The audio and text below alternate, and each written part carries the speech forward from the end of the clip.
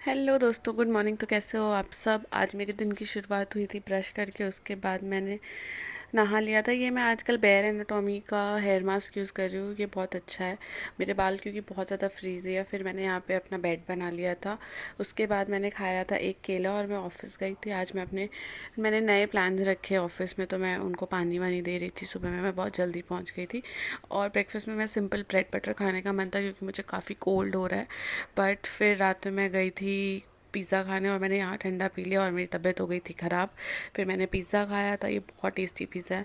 That's all from my side. See you in the next blog. Bye.